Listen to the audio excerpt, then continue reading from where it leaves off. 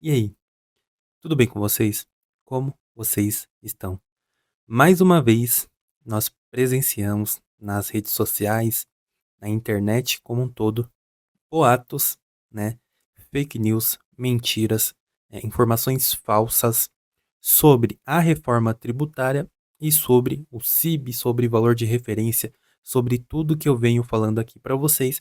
Só que agora essas informações elas chegaram de uma forma muito mais inusitada e eu não podia deixar de falar sobre isso nesse canal. Agora, a nova moda que está pegando é você, filho que mora com, os seus pais. Você pode ser fiscalizado porque você mora com os seus pais. Você pode ter aí algum tipo de autuação por causa dessas ferramentas, dessas novas ferramentas que a Receita Federal está desenvolvendo e já existe na verdade. Essa é a nova máxima das redes sociais nas últimas semanas. Vamos falar sobre isso, vamos verificar o que é verdade, o que é mentira de todos esses boatos, tá? Porque, como eu já falei aqui uma vez nesse canal, eu tenho esse dever, dado que eu sei, eu pesquiso, eu estudo sobre isso, eu tenho esse dever de vir aqui e expor para vocês o que é verdade, o que não é verdade, o que de fato é verídico, né? E o que é boato, no fim das contas. Então vamos falar sobre esse tema. Filhos sendo fiscalizados pela Receita Federal, porque eles simplesmente moram com os pais. E por que nasceu todo esse burburinho, todo esse movimento? Eu já falei em um vídeo que eu vou deixar aqui na descrição sobre essa questão da sonegação, sobre o fim da sonegação dos aluguéis com o CIB. Então, basicamente, que está permeando, qual é a essência de toda essa discussão, de todo esse movimento? A Lei Complementar 214 de 2025, ela trouxe para a gente uma atualização do CIB.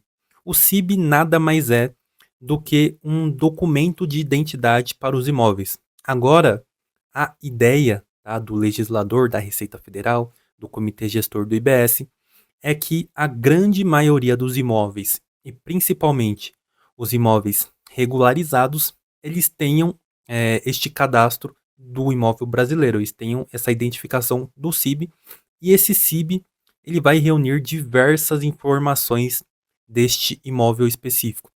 Agora, de imóveis não só rurais e de imóveis urbanos também, que é a grande massa de imóveis que a gente tem dentro dessa discussão, principalmente. Então, o CIB ele vai concentrar diversas informações. Informações de valor de referência, por exemplo, que é um valor que a Receita Federal, o Comitê Gestor do IBS, ele vai estimar em relação ao valor do seu imóvel. Nós esperamos que seja algo próximo do valor de mercado, tá? Não estou afirmando que será, mas nós esperamos que seja algo próximo desse valor de mercado do imóvel. Então, o valor de referência, o atual proprietário desse imóvel, as condições daquele imóvel, localização, onde ele está registrado. Então, o CIB ele vai acabar bebendo de diversos órgãos que possuem essas informações, como cartórios, como registros de imóveis, para conseguir compor esse cadastro como um todo. O CIB ele vai fazer parte do Sinter. O Sinter é basicamente um sistema integrado que vai reunir todas essas informações de imóveis, tá? Sendo bem sucinto. Então, a partir do conhecimento agora de que você já saiba, né, o que é o CIB, qual é a alegação dessas pessoas que propagaram essa mensagem? Que a partir do momento que a Receita Federal ela sabe quem é o atual proprietário desse imóvel a partir do CIB, que vai estar no Sinter. E a partir do momento que a Receita Federal ela identificar que numa declaração de imposto de renda, o filho de um pai, por exemplo, declare que ele esteja vivendo em um imóvel e no CIB ele está identificado como de propriedade de outra pessoa, se não a pessoa que declarou lá no imposto de renda que ela é a atual moradora, a Receita Federal ela poderia, né, auferir, ela poderia entrar com um processo de fiscalização, de verificação, prevendo, estimando que, dado que esta pessoa que declarou que mora nesse imóvel não é a proprietária desse imóvel, de que ela deveria estar pagando aluguel, né, um valor a título de locação, para estar vivendo neste imóvel. Então, um filho que declare que mora em uma residência que ele não é proprietário e essa residência ela fosse, né, ela seja dos seus pais, a Receita Federal ela poderia alegar que, dado que ele mora em um local que ele não é proprietário, então, em teoria, ele deveria estar alugando esse espaço para ele viver. E aí, cobrar um aluguel com cobrança de multa, cobrança de juros, efetivamente. Porém, qual é a questão? Em cima de toda essa discussão, de todo esse burburinho. Não existe na legislação nenhum dispositivo que mencione tal fato. Tá? A única questão que é sólida, que já existe previsto na legislação, é a existência e a atualização do próprio CIB com essas informações. Com as informações de proprietário, com as informações de valor de referência, com essas informações que vão compor este CIB. Tá? Mas não existe essa previsão na legislação de que a Receita ela tem essa prerrogativa de fiscalizar um filho que não está morando na casa que ele é proprietário e não está declarando aluguel. E muito menos o pai está declarando que está recebendo o aluguel do filho. Tá? Não existe nada na legislação que preveja isso. Então, se você está ouvindo tanto essa questão do filho sendo fiscalizado porque mora na casa dos pais, quanto essa questão da sonegação do aluguel ela ser acabada, finalizada, porque agora existe esse CIB, pode existir essa correlação, tudo que você ouvir em relação a isso é uma mera futurologia, tá? É uma mera suposição dessas pessoas que estão, na grande maioria das vezes, absorvendo essas informações, mas em partes somente, não absorvem a essência da informação da Lei Complementar 214, não absorvem, não entendem o real motivo da existência do CIB, pelo menos pelo que está disposto na legislação, e acabam publicando, né, se posicionando com essas futurologias. Veja, eu não estou dizendo que isso não vai acontecer em nenhum cenário, tá? Não estou dizendo que a sonegação ela vai continuar, ela vai acabar, não estou dizendo nada. Só estou dizendo que de questões sólidas, de questões definidas que nós temos, não há nada que fale sobre fiscalização de filhos, que fale sobre cruzamentos de, de locatários e locadores na legislação. Tá? Essa é a questão. Inclusive, no vídeo que eu vou deixar aqui na descrição, eu já mostro para vocês como é o ecossistema de informações da Receita Federal hoje, tá? Sem CIB, sem reforma tributária. Hoje, a Receita Federal já tem um ecossistema gigantesco de informações por meio das declarações que ela recebe dos contribuintes, por meio da DOI, que é a Declaração de Operações Imobiliárias, por meio da DIMOB, que também é uma declaração de operações imobiliárias, mas enviadas por pessoas que estão participando diretamente dessas operações, então intermediadoras, empresas que vendem imóveis, loteadoras, incorporadoras, elas têm o dever de enviar essa informação. Também há a própria declaração de imposto de renda, há a e-financeira que as instituições financeiras elas enviam algumas informações pertinentes para a Receita Federal.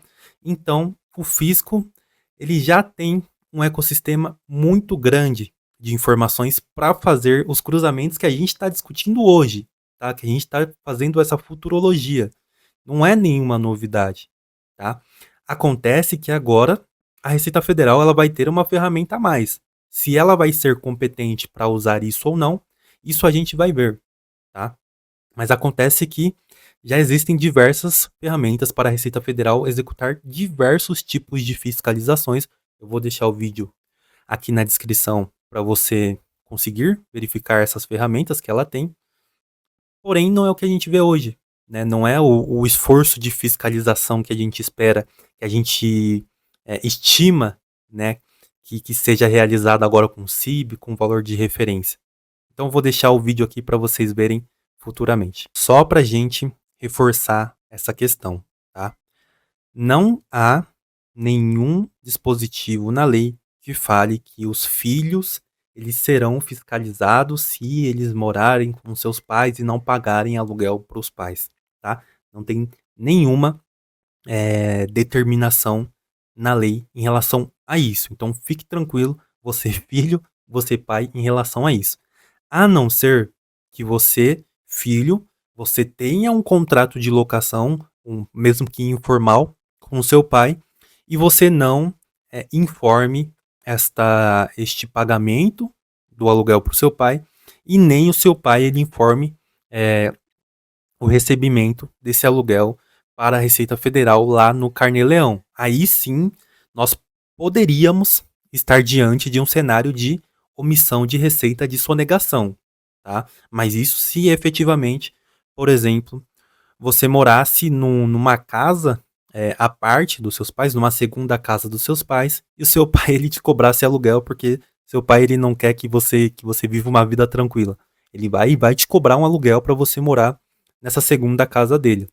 Aí você teria que declarar o pagamento para o seu pai, e o seu pai teria que declarar o recebimento do aluguel por você, pelo filho do seu pai. Aí sim é um cenário totalmente diferente, tá? Mas neste caso, há riscos, sim, de fiscalização se vocês não entrarem na conformidade. Para que você tenha mais clareza, o CIB ele vai ser um RG do seu imóvel. Então, o seu imóvel ele já tem diversas informações espalhadas por diversos órgãos. O registro de imóveis tem algumas informações sobre o seu imóvel. Você tem algumas informações. O mercado como um todo estima um valor para o seu imóvel. A Receita Federal tem algumas informações sobre o seu imóvel. E o que vai acontecer é a unificação da maioria dessas informações em um cadastro só, tá? A unificação. E estas informações, elas vão ser reunidas todas em um sistema integrado que vai concentrar basicamente todos esses imóveis cadastrados, que é o Sinter. Esse Sinter, ele é um sistema que ele é público, tá? Você pode, inclusive, agora digitar lá no Google SINTER, vai logar com o seu gov.br e você vai perceber que você consegue acessar esse sistema. Óbvio que você não consegue as informações de imóveis de terceiros, mas os seus imóveis você muito provavelmente vai conseguir encontrar nesse Sinter, tá? Tá mais tranquilo? Agora que você percebeu que a legislação ela não fala em nada sobre filhos serem fiscalizados porque moram com os pais, mesmo que de favor. Então, eu vou pedir para você, se você conseguiu ficar mais tranquilo, se você conseguiu entender o que é o CIB, o que é o valor de referência, o que é esse Sinter que está todo mundo falando, eu vou pedir para você deixar um like aqui embaixo para o YouTube entender que esse vídeo ele é relevante como um todo para essa rede social.